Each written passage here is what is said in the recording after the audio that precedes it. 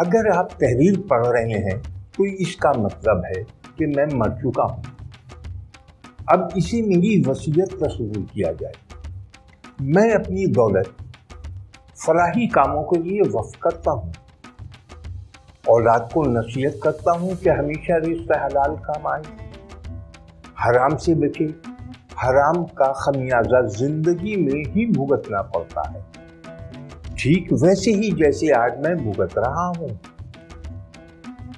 मैंने रिश्वत लेकर कई लोगों को लाइसेंस बनवाए,